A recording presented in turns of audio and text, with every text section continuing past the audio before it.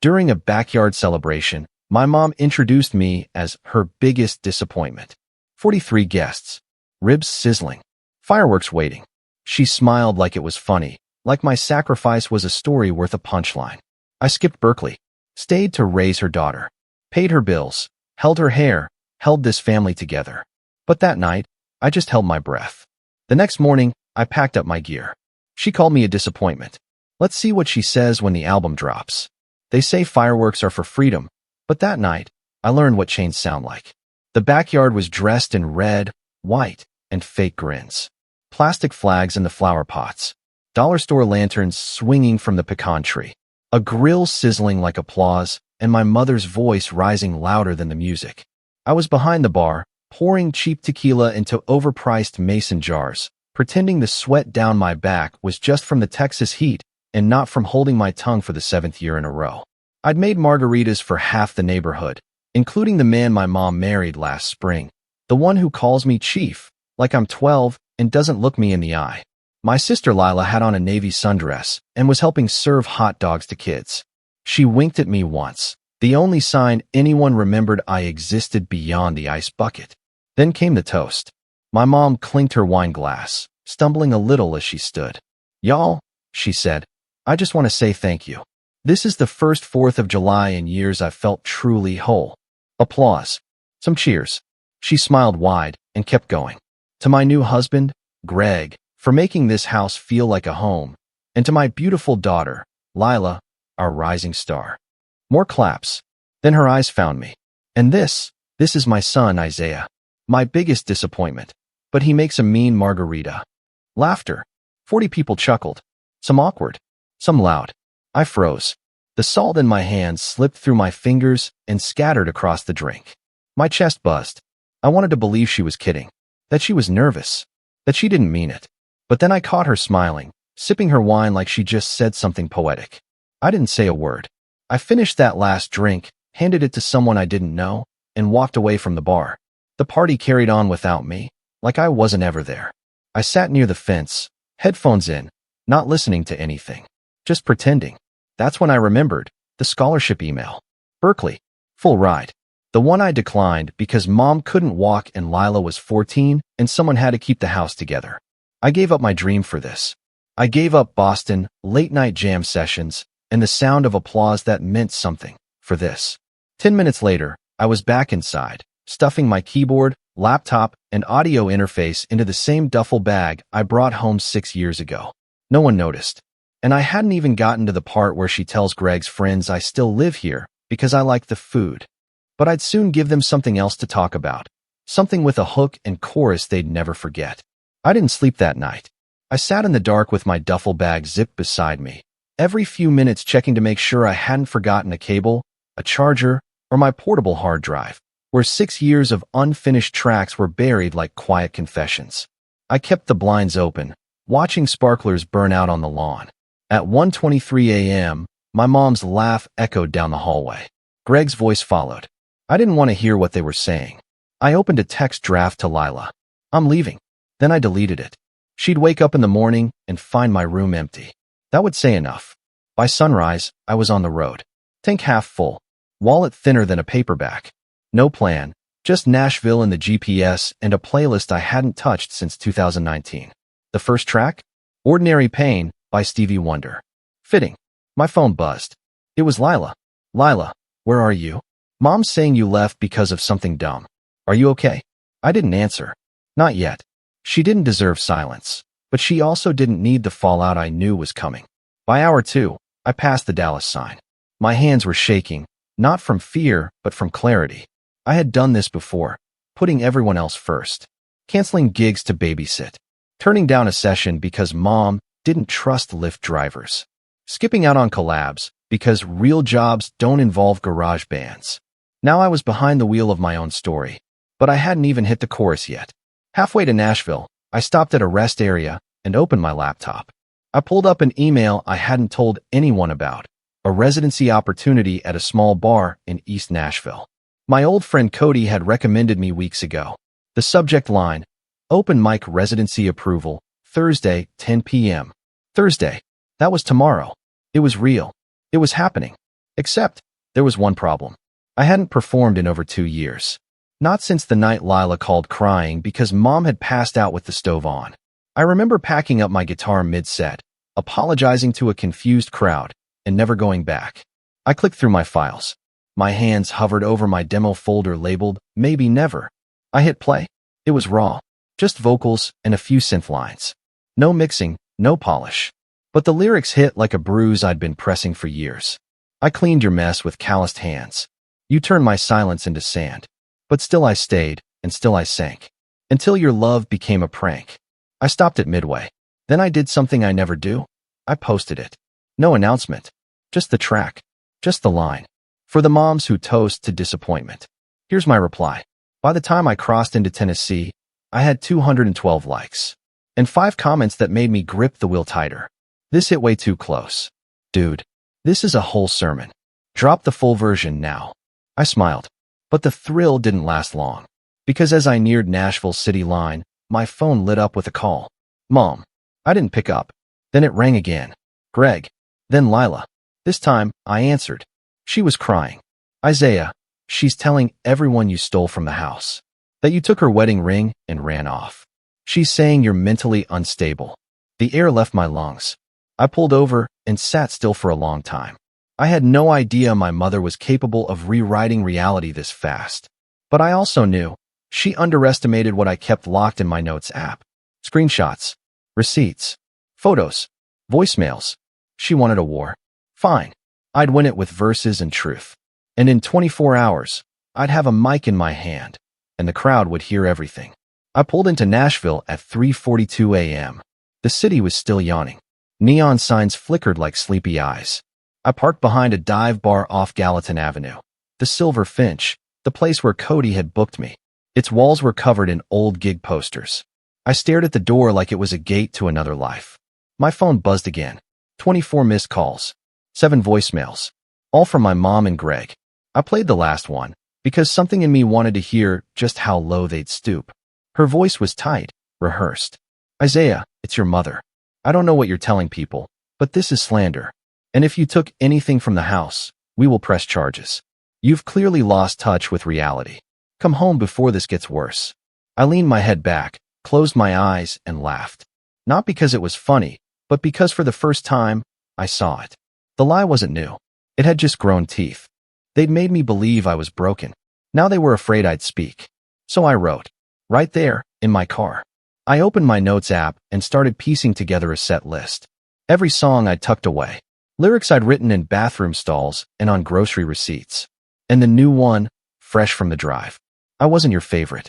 I was your fallback plan. A babysitter in denim. A therapist on minimum wage. But here's the thing. Your disappointment can sing. At 6 a.m., Cody met me outside the bar. He was the only person from my past who ever saw me on stage, and the only one who still called me Zay. He handed me a coffee and a spare key to the apartment above the bar. It's small, but it's yours, he said. No drama. Just rent, chords, and late-night echoes. I slept 4 hours and woke to a message request from an unfamiliar name. Karen Wilkes, 1974. The profile picture was a blurry wedding photo. Her message? Are you Isaiah, the son of Sharon? I hesitated, then replied, yes. Who's asking? She wrote, she's my cousin. I just saw your song post. I had no idea what she did to you. I believe you, and you're not the first. I froze. Not the first? I replied, wait. What do you mean? Karen sent 3 voice notes. In them, she talked about growing up with my mom, how she was always in charge, how she twisted stories to make herself the victim. She told everyone your dad ran off. But he didn't. He tried to get custody. Sharon blocked it. I sat there, throat dry, scrolling through photos Karen sent. One was a scanned postcard, addressed to me. Happy 5th birthday, Zay. I miss you every day. Love, Dad. Postmarked from 1999. I never got that card. Never even knew it existed. And just like that, betrayal burned a hole straight through my spine. Everything made sense now. All the times she told me he didn't want us. Lies. All the times I stayed home to be the man of the house. Guilt she planted. All the sacrifices. Built on a story she'd written alone. I looked at my reflection in the bar's cracked mirror. For years, I thought music was an escape. Now I knew it was evidence. Tonight's set wouldn't just be songs. It would be a testimony. And I was done whispering. By sundown, the Silver Finch was humming. It wasn't packed, but the right people were there. A couple of local producers, some students from Belmont, and a girl in the front row with an old camcorder pointed right at me. I don't remember walking on stage.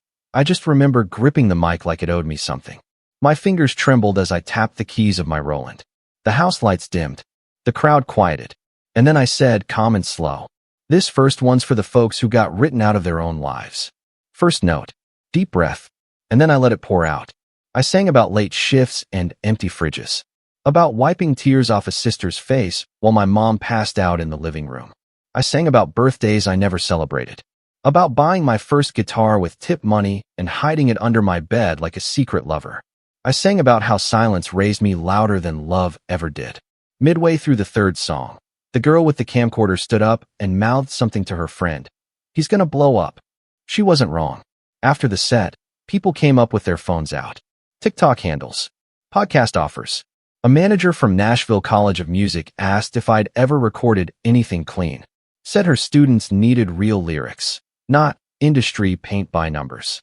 But then came the moment that shook the ground. I opened Instagram and saw it. My mom posted a photo of me on stage.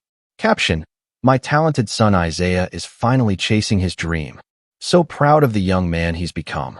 200 likes in an hour. The comments were worse. "Aunt Judy, he gets it from you, Sharon. Greg, her husband, you raised him right." I stood outside in the alley behind the bar, phone in one hand, cigarette in the other. I hadn't smoked in 3 years. Cody came out and asked, "You good, Zay?" I showed him the post. He stared for a second, then said, "Damn, she's marketing your trauma before it's even mixed." That hit me harder than the show did. I didn't even reply to the post. I just reposted it with one sentence. "Proud of me now? Here's what she said last week." Then I uploaded the 7-second video clip I'd saved from the 4th of July party, where my mom, holding a wine glass, looked directly into the camera and said, "This is Isaiah, my biggest disappointment, but he makes a mean margarita." I captioned it, and yet I stayed. Until now. The post exploded. Within hours, I had 9,000 followers and over 600 comments. Some sympathetic, some skeptical, but most were furious. Parents like this are why therapy costs money. Protect Isaiah at all costs. Isaiah, you're not alone. My mom did this too. By morning, someone had tagged me in a duet, a vocal coach breaking down my lyrics line by line. But as the sun came up, so did the backlash. Greg sent me a text. "You're making your mother look unstable. Delete it now, or we'll take legal action." I stared at the message like it was a bad joke. Legal action? For a truth they toasted? I typed back, "I have the footage. I have the receipts. You took my silence for loyalty. Now you get the sound of my voice." Then I blocked him. Minutes later, I got a notification that shook me more than any comment or threat.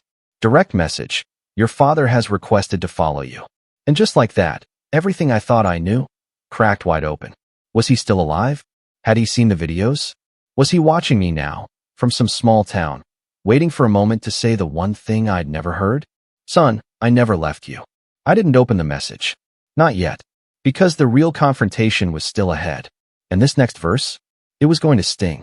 The DM from my father just sat there, glowing on my screen like a bomb with no timer. I hadn't heard from him in 21 years. Not since the night he left with a duffel bag and no explanation, just silence and a slammed door. I was 7. My sister was 2. My mom told us he was unwell and not to ask questions. And I didn't. For years, I didn't. Until now. I tapped the message. It read, "I saw your set. You sound like you meant every word. I owe you more than this, but if you want to talk, I'm in Memphis." That should have been closure. Instead, it split my past wide open. Because while my mother humiliated me in front of 40 people, here was the ghost of the man she claimed had died emotionally, and maybe physically, offering me something she never had, recognition. I didn't know whether to scream, cry, or throw my phone in the Cumberland River. Instead, I did what I always do when the world makes no sense. I wrote a song. I sat on the floor of my cheap apartment, back against the fridge, and bled into every line. It was raw, dark, the kind of track no label would touch unless it came with a trigger warning. I titled it Unclaimed Son. Then I sent the demo to Cody. 3 minutes later, he called. Bro, this ain't a song. It's a war cry. We made a plan. Record it properly, shoot a video downtown, and release it on Independence Day. But the fallout came quicker than I expected. The next morning, my sister called. She was crying. Zay, Mom saw the post. She hasn't stopped pacing since yesterday. Greg's threatening to sue. She told Grandma you made it all up. My chest tightened. You mean the video where she called me a disappointment? That's fake now. No. She says it was taken out of context. That you edited it. Sis, it was live. I know. But she's spiraling. And she wants to come to Nashville. That stopped me cold. Why? She says she needs to control the narrative before it ruins her reputation. Tell her this isn't a press conference. Then I hung up. A few hours later, my doorbell rang. I froze. No one ever visited unannounced. Not in my world. I checked the peephole. It was my mother. Hair curled, face flushed, clutching a fake leather purse like it was armor. I didn't open the door. She knocked again, louder. Isaiah, we need to talk. I said nothing. Another knock. Don't be immature. You think airing family drama online makes you brave? I still said nothing. Finally, through the door, I replied. You toasted my life away. Now I'm just pouring the glass. A long silence. Then her voice dropped. I was angry that night, Isaiah. You humiliated me with your choices. Dropped out of school. Stayed in a bar.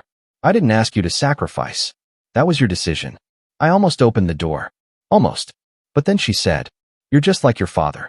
Always playing the victim with a melody. And that slammed it shut tighter than any lock ever could. She left. That night, I recorded Unclaimed Son in one take. No filters. Just fire. I uploaded it with one sentence. She called me a disappointment. Here's my reply. 12 hours later, it had 312,000 views. Spotify picked it up. A local station played it on air. A rep from a label in Atlanta reached out. And strangers messaged me from all over, sharing their own betrayal stories. I wasn't just telling mine anymore. I was holding a mic for all of us. But the next twist wasn't from my mother. It came from Memphis. My father sent another message. I heard the song. I'm not proud of how I left. But I didn't abandon you. She pushed me out, said I'd never be enough. I stayed quiet to keep the peace. Maybe it's time we both broke it. And just like that, the story I thought I knew about my life started to change tune. And I had a choice to make. Dig deeper into the past. Or walk into the next verse with eyes wide open. I stared at my father's message for 10 full minutes. She pushed him out. He'd stayed silent to keep the peace. What peace? There had never been peace in that house. There was control. There were guilt trips disguised as Sunday brunches. There were sacrifices no one asked for, but everyone expected. I thought I'd closed that chapter forever. But suddenly, the pen was in my hand again. I didn't reply. Instead, I clicked on his profile. It was simple. A few pictures. A music studio. A piano. And one post pinned at the top. To the son I never got to raise. I hear you now. Let's talk when you're ready. I closed the app. My heart pounded in a rhythm I didn't recognize. At 2:07 a.m., I stepped onto my tiny Nashville balcony, echo my shepherd mutt curled by my feet. I played him the first half of the album I'd been secretly building. The chorus of Unclaimed Son echoed off the bricks across the alley. This wasn't revenge anymore. This was reclamation. But the storm was still circling. At 9 a.m., I got an email. A legal notice. Subject line, cease and desist, defamation of character. From my mother's new husband, Greg. They were threatening to sue me for slander. Over a song. Over a toast that she gave on camera. I laughed. Out loud. Then I called my friend Michaela, who studied media law in Boston. She looked over everything and told me what I already knew. They don't have a case. This is a scare tactic. Then she paused. But if they escalate, you'll need a statement. Maybe even legal protection. Your story's getting traction. That's when it hit me. My story wasn't mine anymore. It belonged to every person who'd ever been erased by the people who claimed to love them. And that scared her. My mother was never afraid of being wrong. She was terrified of being irrelevant. 3 hours later, I got another call. Blocked number. I let it ring. Then a voicemail landed. Isaiah, it's me. Your mother. Of course it was. I didn't mean what I said that night. You caught me off guard. I was nervous, trying to impress Greg's family. You know how I get. Can't we just sit down and talk? Maybe do a joint post. Clean this mess up. A joint post? She wanted to scrub my life into a PR spin. I didn't respond. But I did forward the voicemail to my label contact in Atlanta. He replied, "Keep this. It might be useful." Useful. That word sat weird in my throat. Because I had been useful.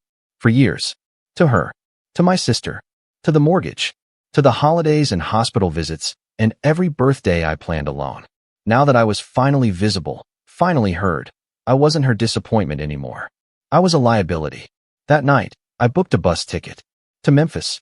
If my past was going to knock at the door, I'd rather meet it on neutral ground. And if my father had answers, I needed to hear them from his mouth. I didn't tell anyone. At 6:20 a.m., I boarded with nothing but a backpack, my lyrics folder, and a pair of headphones. Halfway there, I got a DM from a journalist. "Hi Isaiah. I'm writing a piece on generational trauma and artistic reclamation. Your story is resonating. Would you be open to an interview?" My fingers hovered over the reply. Then I typed, "Let me get one more verse out. I'll be ready soon." Because I knew what was waiting in Memphis. Not just a father. Not just a maybe truth. But the final lyric I hadn't written yet.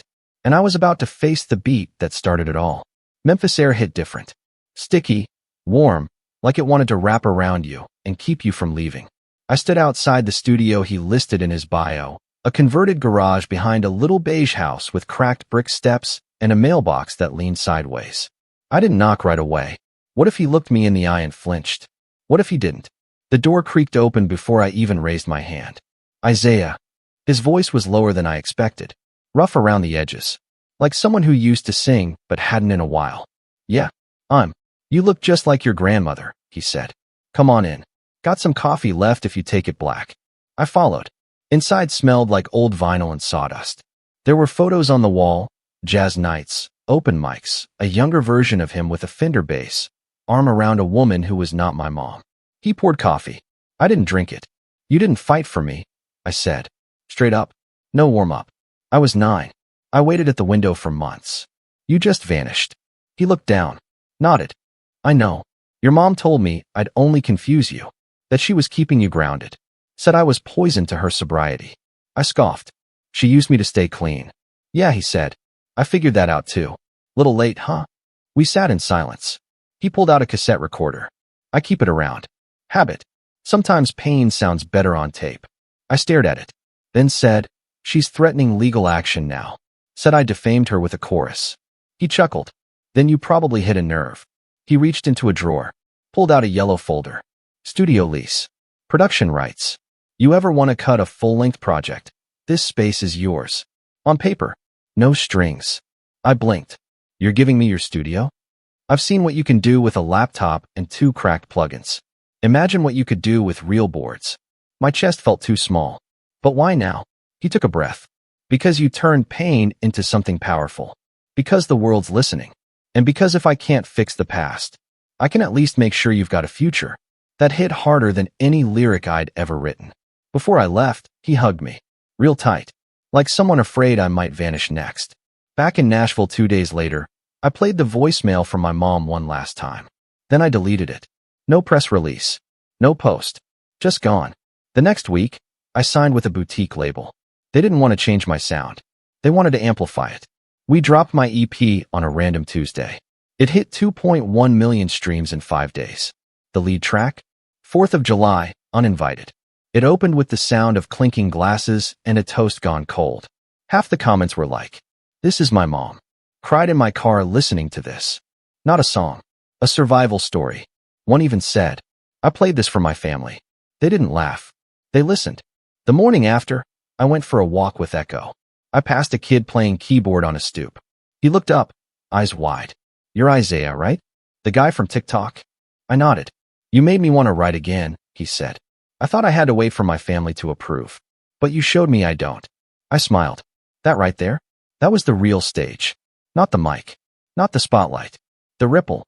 The kid who finds his voice because you refuse to stay silent. My mom once said I was her biggest disappointment. I guess that depends on where you're standing.